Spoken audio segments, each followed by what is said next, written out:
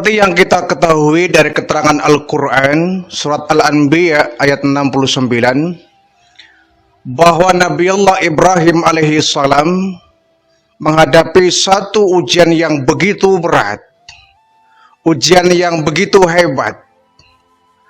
Beliau dihukum oleh Raja Namrud laknatullah alaih dengan dibakar secara hidup-hidup. Tetapi kemudian kekuasaan Allah tentu di atas kekuasaan makhluk-makhluknya. Kekuatan Allah di atas kekuatan makhluk-makhluknya. Ketika Nabi Ibrahim kemudian divonis dibakar hidup-hidup, kemudian beliau pun digotong beramai-ramai oleh tentara Namrud, dilempar ke dalam kobaran api yang begitu hebat dan menggunung. Ketika masuk ke dalam kobaran api itulah kemudian Allah memerintahkan api, ya naru kuni bardan wassalaman ala Ibrahim. Wahai api, dinginlah kamu, selamatkan Ibrahim.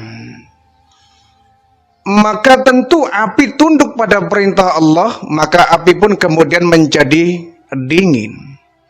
Sehingga Nabi Ibrahim masuk ke dalam api itu yang begitu panas dan berkorbar itu, tidak seujung rambut pun beliau terbakar, malah beliau kedinginan di atas kobaran api. Masuk ke dalam api, Nabi Ibrahim kedinginan, dan diselamatkanlah Nabi Ibrahim di dalam kobaran api itu. Adapun Namrud beserta seluruh tentaranya dan orang-orang yang turut menyaksikan peristiwa itu, semua orang mengira bahwa Nabi Ibrahim pasti mati. Logikanya begitu, orang masuk ke dalam api yang berkobar nggak bakal selamat. Ini Namrud mengira nih Ibrahim pasti hangus, hancur, mati, ditelan oleh api. Tetapi yang Allah mau tentu kalau Nabi Ibrahim selamat ya selamat. Maka api pun dari mulai besar menjadi kecil, lama-lama api itu padam. Hanya bara api yang menumpuk ya.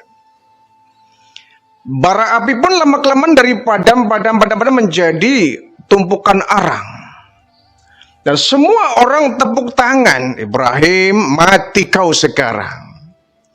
Tapi ternyata Nabi Ibrahim diselamatkan dan dia hidup di tengah bara api yang membara itu. Nah, ketika tumpukan arang sudah mulai padam dan sudah mulai mati, Nabi Ibrahim tiba-tiba muncul itu. Nabi Ibrahim muncul dalam tumpukan arang itu.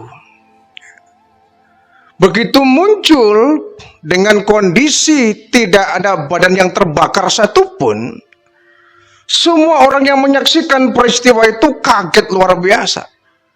Namrud pun terkejut. Begitu muncul, semua orang tercak kagum. Bagi mereka yang imannya mantap, melihat peristiwa ini dia bertakbir, Allahu Akbar, Allahu Akbar, Allah Maha Besar, sujud. Orang yang beriman. Tetapi bagi orang yang kafir terbelalak dan kaget, termasuk Namrud dan tentaranya. Kata Namrud, hai Ibrahim, kau benar Ibrahim? Ya, saya Ibrahim. Loh, kau tidak mati? Itulah kekuasaan Allah. Kalau Allah mau menghidupkan saya, biarpun saya dibakar 1000 kali, saya tetap hidup. Kau harusnya mati Ibrahim. Api kan begitu hebat, menyala besar. Kau dilempar dalam api, kenapa kau masih hidup? Ya itulah kekuasaan Allah. Makanya kamu taubat, sujudlah kepada Allah yang memberikan kekuatan kepada makhluk-makhluknya. Ya, itu enggak mungkin. Kau pasti bukan Ibrahim. Loh, saya Ibrahim. Saya Ibrahim. Allah menyelamatkan saya. Marah itu Namrud ya.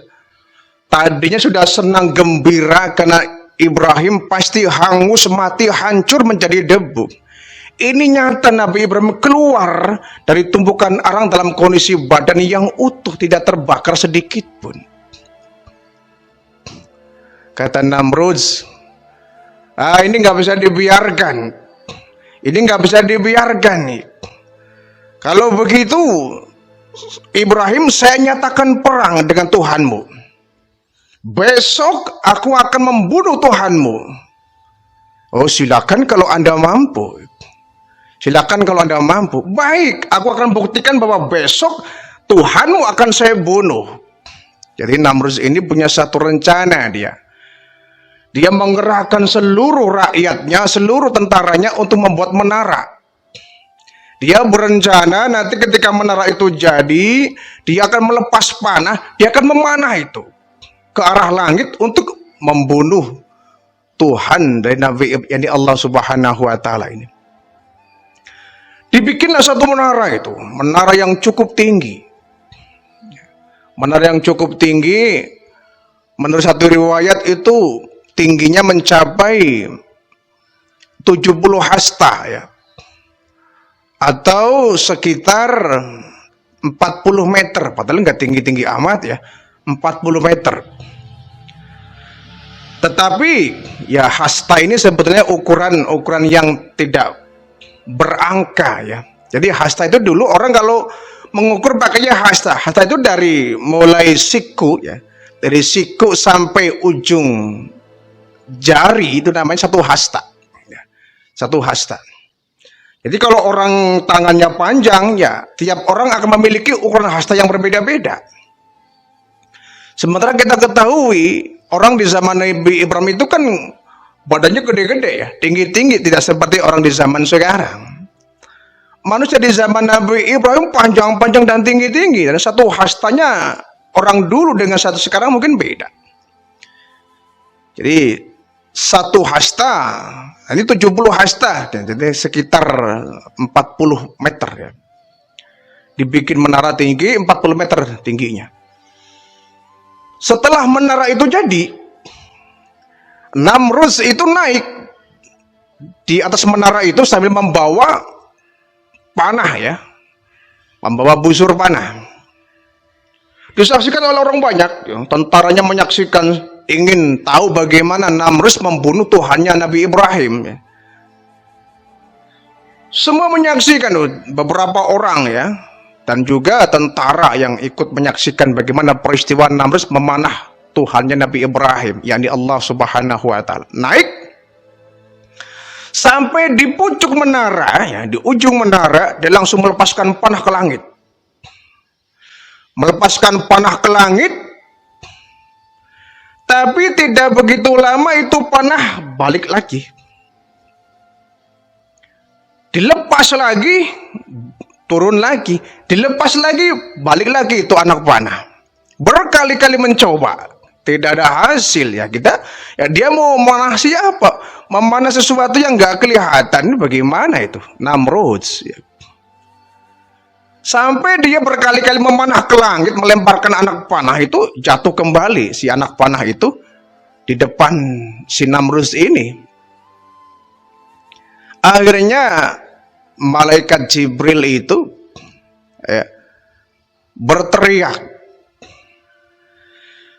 dan sekali teriak itu bumi bergoncang. Akhirnya menara tadi ambruk. Menara itu ambruk, Namrud jatuh. Namrud jatuh, pas jatuh di kubangan lumpur dan sampah itu. Jatuh, bruk. Ya, semua orang yang menyaksikan peristiwa itu tertawa itu. Melihat Namrud ya, raja yang mereka agungkan, jatuh ke lumpur yang penuh dengan sampah. Tertawa semua orang itu. Namrud marah itu. Diam kalian semua. Marah itu. Saya akan buktikan hari ini saya gagal membunuh Tuhannya Ibrahim. Besok pasti berhasil saya membunuh Tuhannya Ibrahim. Akhirnya pulanglah ini Namrud ke istananya. Dia punya rencana besok akan kembali mengumpulkan orang-orang ya. Kemudian tentaranya akan dikumpulkan. Dia punya satu rencana lagi yang kedua. Kebetulan Namrud ini dia memiliki seekor burung elang ya.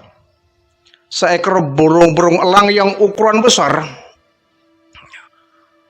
Elang raksasa barangkali, ukurannya besar ya. Tidak seperti elang-elang pada umumnya itu. Dia punya rencana nanti burung elang ini ya akan digantungkan di bawahnya itu ada peti. Dia membuat peti, yang peti itu digantung di tubuh elang. Nanti ketika elang itu terbang ke angkasa, yang dimungkinkan lebih tinggi dari menara yang kemarin ambruk ya. Dia berencana si elang tadi dilatih dulu. Dilatih sampai terbang tinggi setinggi-tingginya. Nah kemudian di badan itu ditaruhlah tali yang digantungkan di bawahnya itu ada peti. Nah akhirnya sampailah pada rencana yang kedua ini. Dia menaruhkan seekor elang yang sangat besar, yang kemudian di elang itu tubuhnya digantung tali yang di bawahnya ada peti. Naiklah ini Namrus ya, di dalam peti ini. Yang kemudian dengan isyaratnya dia pukul kaki seelang, elang pun terbang. Ya. Elang terbang tinggi, semakin tinggi, semakin tinggi, semakin tinggi. Ini Namrus kembali, dia membawa panah dia. Dia penasaran kemarin ukurannya masih agak rendah ya, menara. Kali ini aku pasti berhasil itu. Si elang tadi terbang ke angkasa dengan yang sangat tinggi ya. Sangat tinggi. Sampai kemudian saya harus pada titik angkasa yang paling tinggi. Bila aku nembus langit, saya ingin ketemu Tuhannya Ibrahim, saya akan bunuh dia. Itu pikir Namrud ya.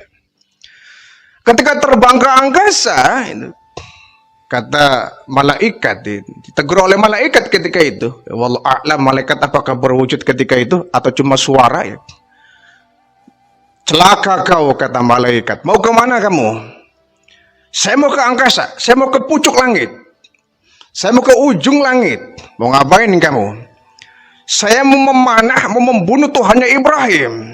Kau nggak bakal sanggup. Kenapa? Jarak kamu dengan langit pertama itu 500 km. Jarak langit satu dengan langit yang kedua juga 500 meter. Itu baru antar langit. Bagaimana dari langit yang ketujuh menuju ke aras? Kamu nggak bakal sanggup. Aku pasti sanggup, kata Namrus itu. Ya silakan saja. Diterbangkan itu. Ya, elangnya semakin tinggi, semakin tinggi, semakin tinggi. Hampir sampai kepada langit yang pertengahan itu. Sudah paling ujungnya. Kemudian dia melepas panah lagi tuh. Dia melepas panah lagi. Ya.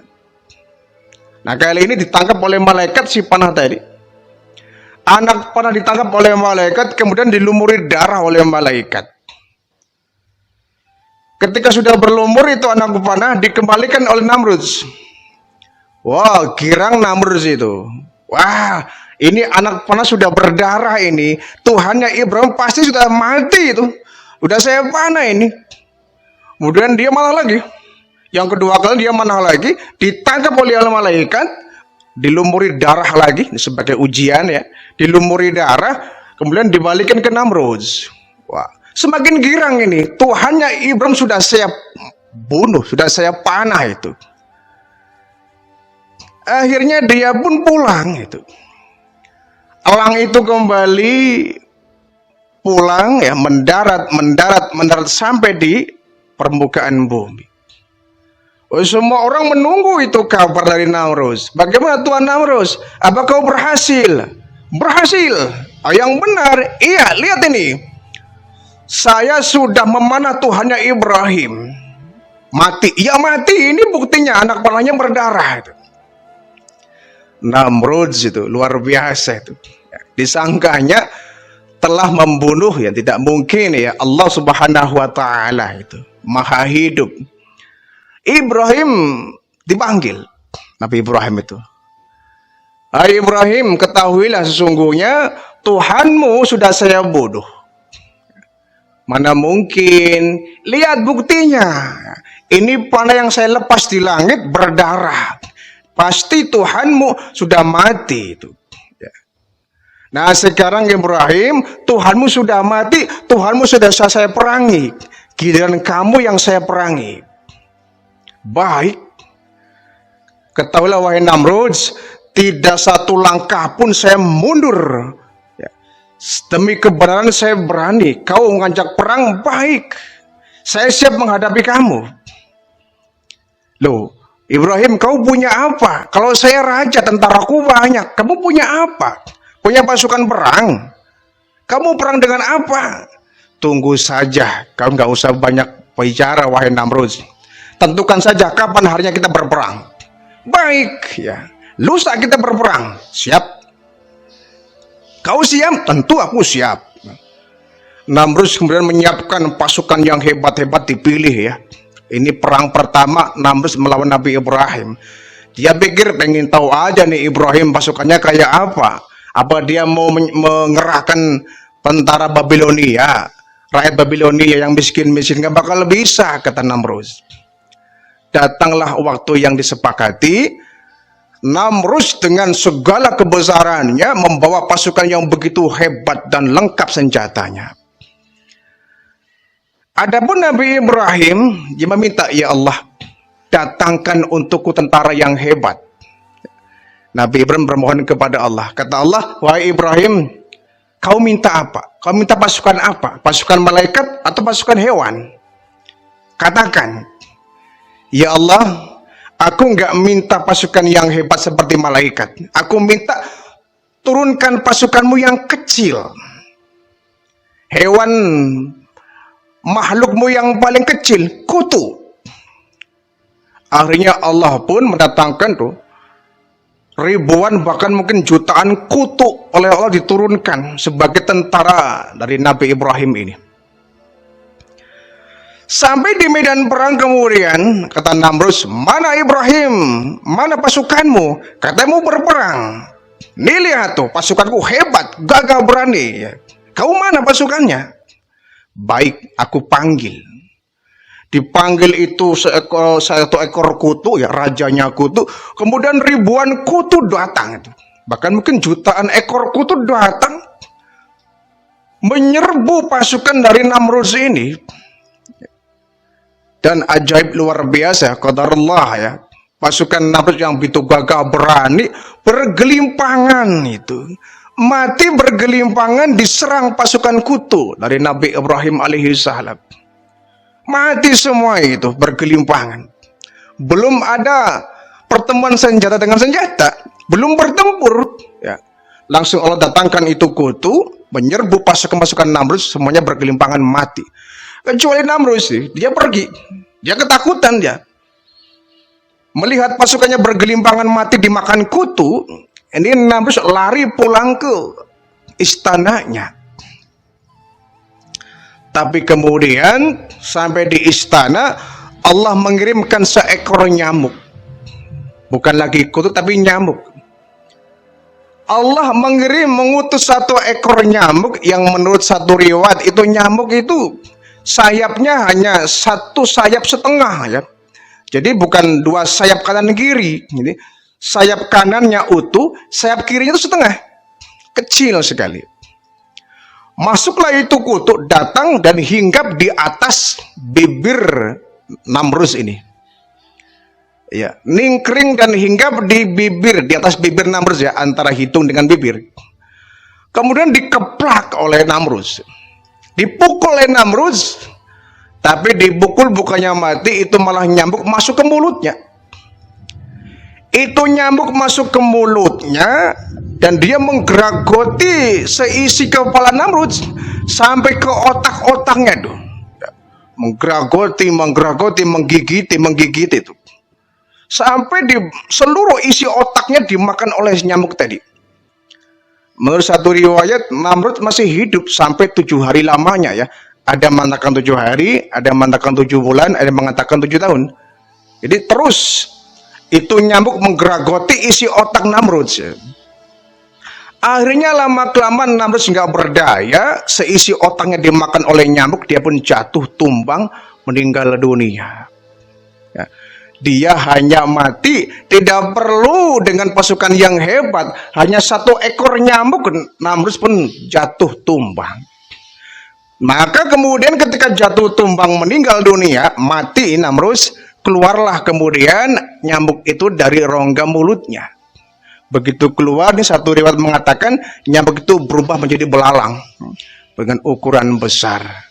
Itulah kekuasaan Allah ya. Siapapun yang menantang Allah pasti akan mendapatkan hasil seperti yang dia alami Namrus ya, Fir'aun, Abu Jahal, Abu Lahab dan lain sebagainya.